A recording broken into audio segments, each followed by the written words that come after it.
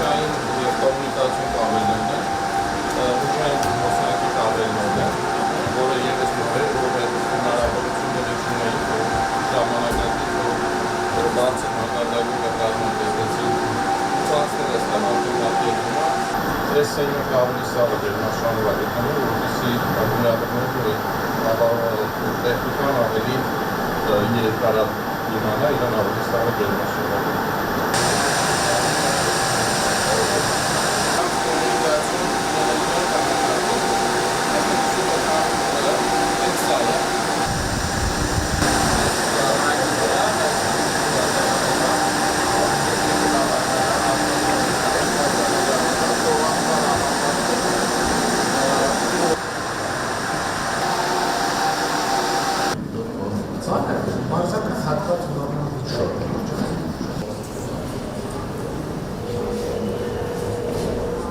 Շինարարություն դեռ վերջի փուլում է,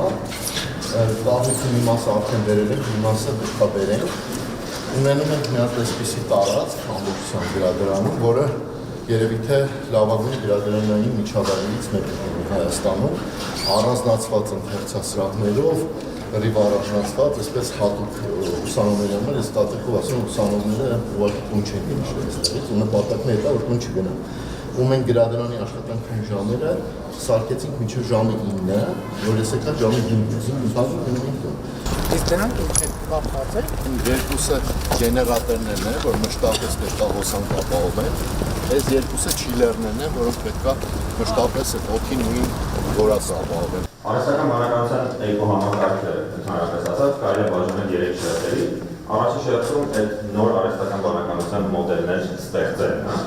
Այս երհամակարգիչը, որ մենք այսօր գործարկում ենք, մեզ հնարավորություն է տալիս այս ոլորտում միանգամայն միջազգային մրցունակ գիտական պրոդուկտ տալ։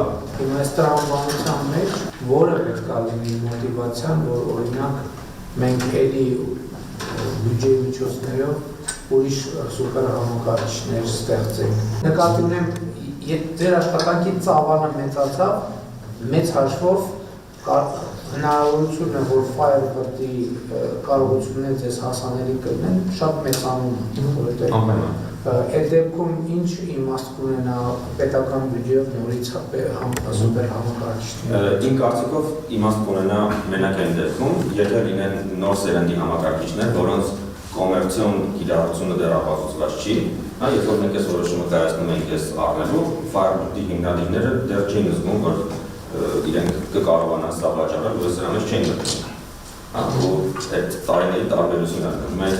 ծնվեն նոր սերնդի համակարգիչներ, որոնք էլի իրենց համար կասկածելի կլինի դրանց կոմերցիոն արժեքը, բայց մենք կտեսնենք այդտեղ գիտական արժեք ու ավելի հեռանկարային մասնագետների պատրաստում, որոնք հետո կարող են արդեն տնտեսական արժեք ստեղծել, այդ դեպքում իմաստ կունենա։ Ես հիմա ուրիշ մասին եմ մտածում, քանի որ խոսեցինք, որ սա համալսարանն է, այնուամենայնիվ ես հույս ունեմ, որ Firebird-ի և ուսների հասանելիությունը կմեծանա և գիտական նպատակներով օգտագործեն և դեղինը ավելի շատ կրթական նպատակներով, որպեսզի ուսանողները ավելի շատ, այսինքն ինքը դառնա ավելի շատ կրթական համակարգիչ։ Մեկ էլ մեզ շատ է ոգևորել Firebird-ի ծրագրի, երբ որ Ռեժի Բարիցյանը ասեց, որ